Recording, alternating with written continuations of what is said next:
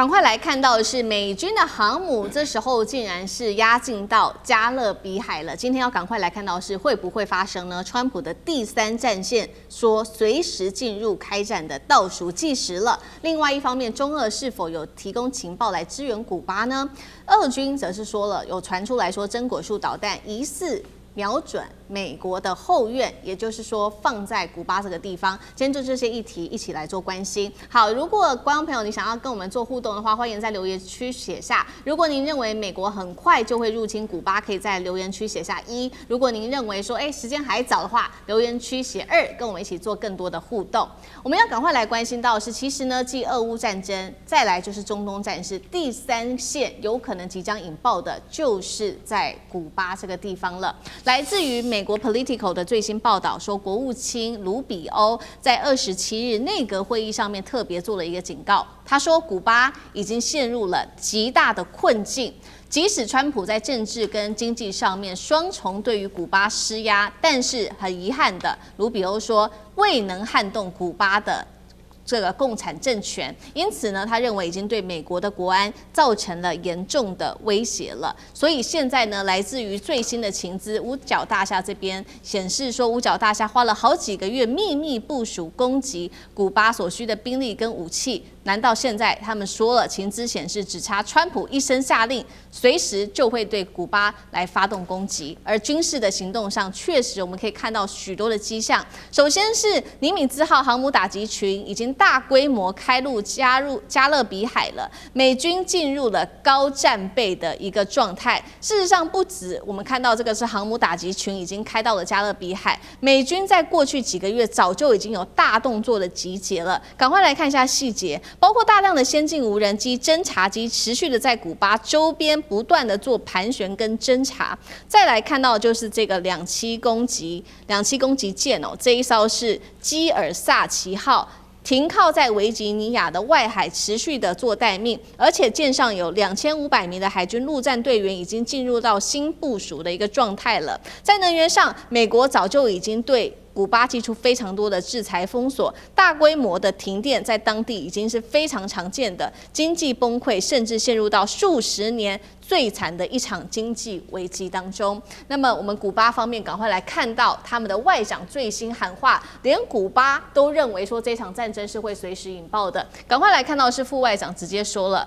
美古談判現在已經陷入僵局了，他認為美國軍事侵略風險已經在持續的升高。外交部長也說了，警告接下來發生的任何軍事行動可能都會引爆血腥的屠殺，恐怕讓成千上萬的古巴人跟美國人因此喪命。這是來自於古巴都已經認為這個非常有可能開戰了。所以今天節目一開始，我們要來先請教酈將軍，就軍事面我們看到美國的動作非常的多。剛剛我們提到了美國的航母、它的2棲攻擊艦、海軍陸戰隊都進入備戰狀態，難道已經準備要對古巴來動武了嗎？川普可能在什麼樣的時機點會下令開戰？美軍如何打這場仗？現在來看到說，古巴能不能靠一些，比如說游擊戰、飛彈，甚至來自於中俄的支持，來撐住美軍的攻勢？酈將軍怎麼看？我認為這次美國一定會用軍事行動來對付古巴。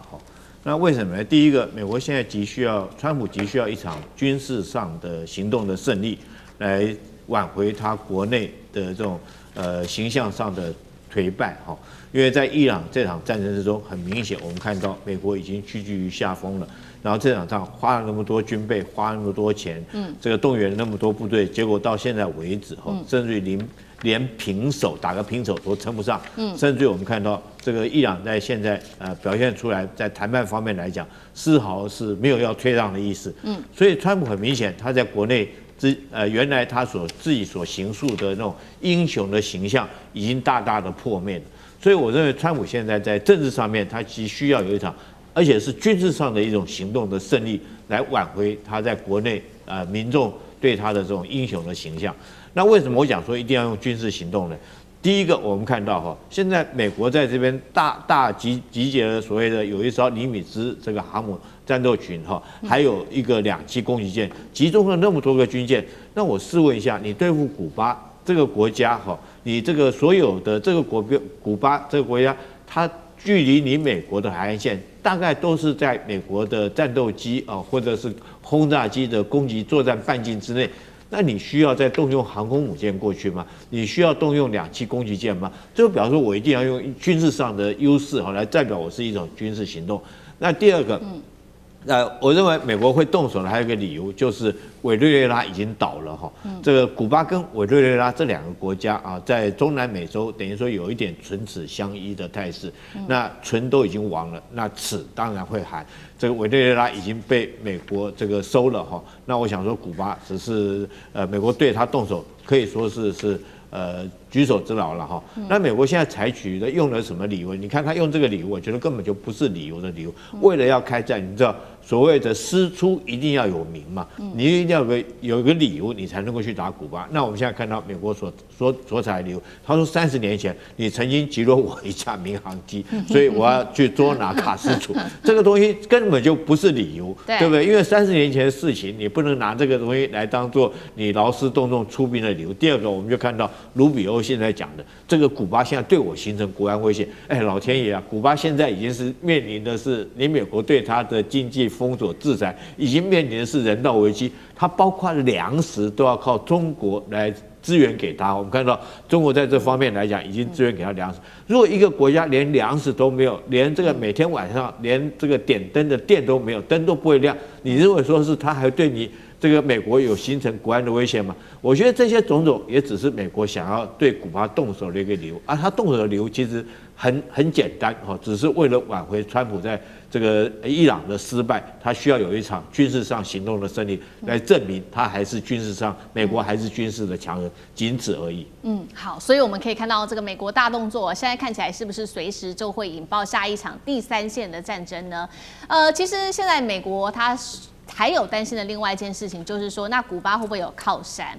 會不會有來自於中國大陸跟俄羅斯的幫忙？剛剛將軍幫我們提到了嘛，目前中國大陸提供給古巴的呢是人道上的援助，也就是提供稻米而已。現在根據了解，中國已經向哈瓦那提供的是1.5萬噸的一個稻米，這是來自於中國的幫忙。那俄羅斯的部分現在也說呢比較具體，盧比歐直接公開指控說，古巴正從中俄獲得武器支援，包括了中俄情報單位。那麼俄羅斯的具體武器，我們也來看到說呢，俄羅斯現在考慮在古巴跟委內瑞拉這邊部署真果樹導彈。當然了，這個俄羅斯的官方是有否認這樣子的一個消息，說只是某一個專家在講，但是確實現在有傳出這樣的一個消息。另外一件事情就是有一架俄製的飛機遭美國曾經制裁過的重型運輸機抵達了古巴，引發外界的高度關注，因為這架飛機過去都是幫助俄國的軍火商運送它的這些火箭，還有它的彈頭跟重型武器。現在就在想說，會不會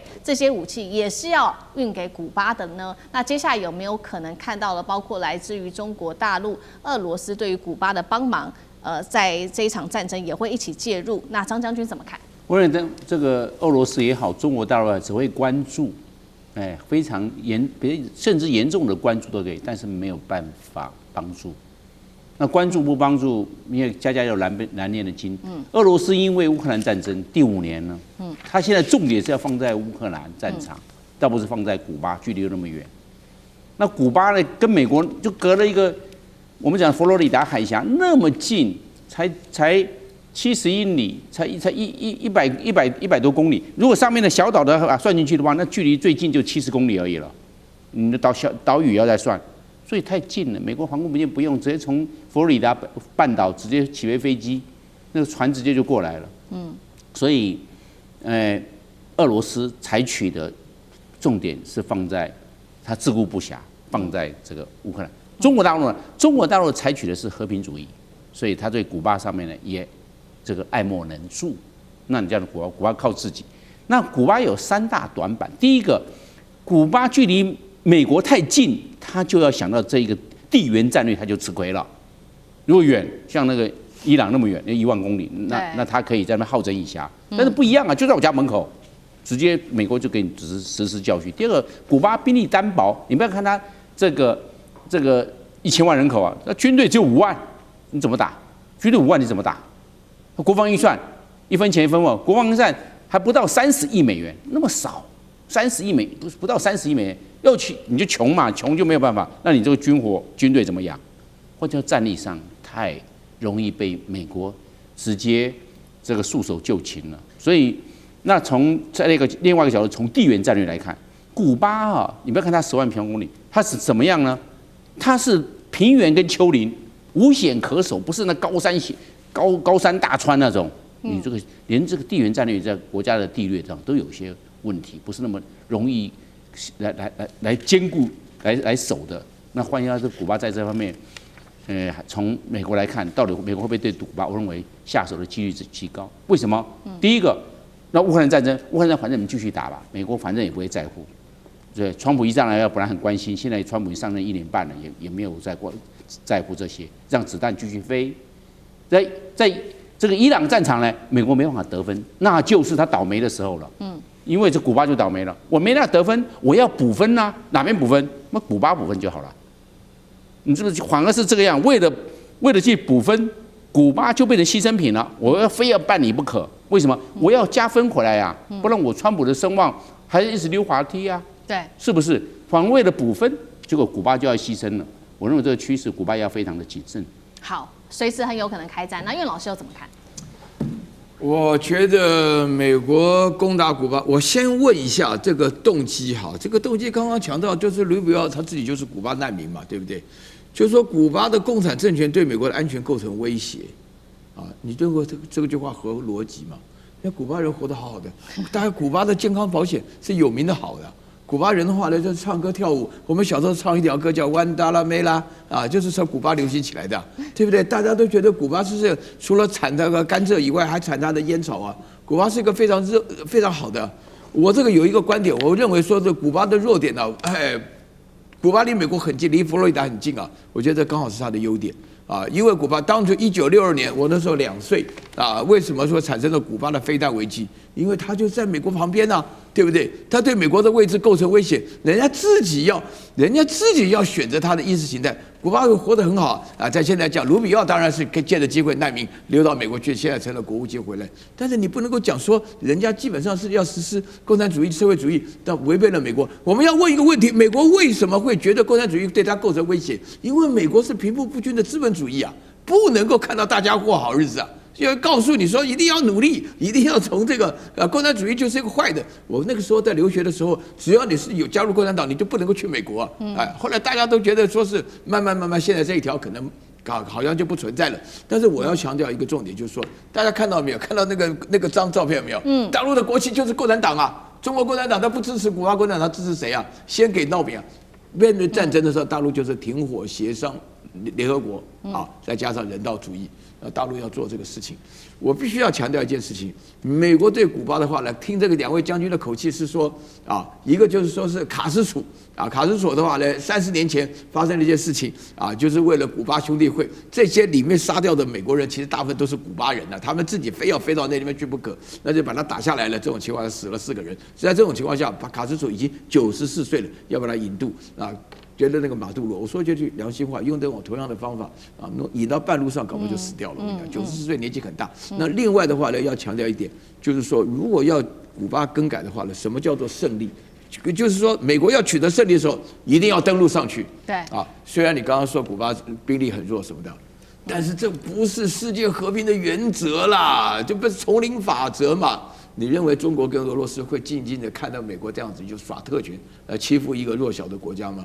古巴並不弱啊，他們的意志很堅強啊。1962年到現在已經64年了，對不對？他們能夠撐過來，人家過得非常快樂啊。那大家看到古巴的生活當中，車子是很老很舊，也沒什麼能源，但是基本上人很快樂啊，都看到肥肥胖胖的，唱歌跳舞啊，很會跳，天天在開 party 啊。那這樣子一個快樂的民族，難道不是人活的目的嗎？你何必一定要破壞它呢？你的理由是什麼呢？我真的不懂。好，謝謝苑老師。那我們休息一下，馬上回來。地緣政治。美中之爭、戰略價值、強權崛起、小國生存，現在與未來，洞悉事件走向，掌握世界脈動，全球觀點，盡在環球大戰線。